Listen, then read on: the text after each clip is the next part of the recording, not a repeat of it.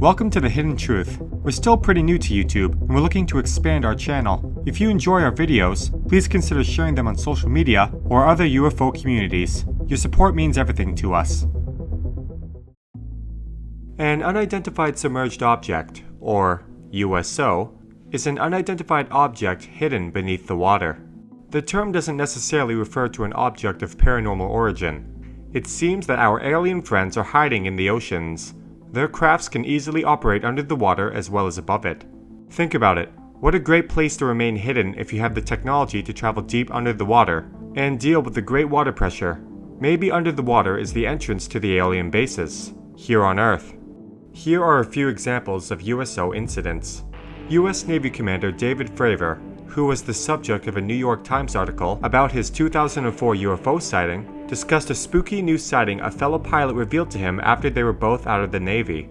According to Fravor, the eyewitness was a former pilot of the MH-53E Sea Dragon, the Navy version of the Marine Corps' CH-53E Sea Stallion, based at Naval Station Roosevelt Roads, on Puerto Rico. Twice while recovering spent practice munitions out of the water, the pilot spotted a weird underwater object. The pilot saw a dark mass underwater as he and his team retrieved a flying practice drone. The pilot described the object as a big mass, kinda circular, and he was certain it wasn't a submarine. In the pilot's second sighting, a practice torpedo that the pilot was sent to recover was sucked down into the depths of the ocean, in the presence of a similar underwater object. The torpedo was never seen again. Elsewhere in the interview, Fravor reveals that a 79-year-old woman contacted him after his sighting went public. The woman explained that her father, a naval officer, was at one time based at the naval station in San Francisco in the 1950s. When she was a child, her father showed her a telegram that stated unidentified objects had been sighted going in and out of the water at a now forgotten set of latitude and longitude coordinates. The woman's father told her, "We get these all the time, and it's always in the same area." These sightings are similar to Fravor's own sighting. According to the retired Navy pilot, the only reason he had seen the now infamous Tic Tac UFO was because it was hovering above a mysterious larger object that was sighted underwater.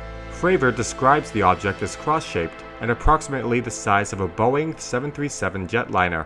He has further described the water above it as though it were boiling or frothing, and said the object disappeared after it caught his attention.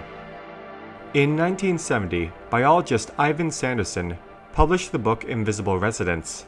Sanderson, a noted student of unusual phenomena, devoted the book to sightings of what were later called unidentified submerged objects, or USOs.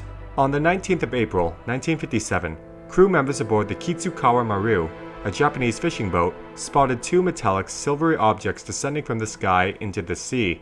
The objects, estimated to be 10 meters long, were without wings of any kind. As they hit the water, they created a violent turbulence. Sanderson also reports an incident that took place off the coast of Puerto Rico in 1963 during an anti-submarine warfare exercise. The maneuvers were conducted off Puerto Rico in the Atlantic, some 500 miles southeast of the continental United States. All reports seem to agree that there were 5 small naval vessels concerned. But in more than one account, the aircraft carrier Wasp is stated to have been the command ship. A sonar operator in one of the small vessels, otherwise listed as a destroyer, reported to his bridge that one of the submarines had broken formation and gone off in what appeared to be pursuit of some unknown object. This operator did not, of course, know if this was a plant, since the maneuvers they were engaged in were exercises designed to train personnel in detection of enemy craft.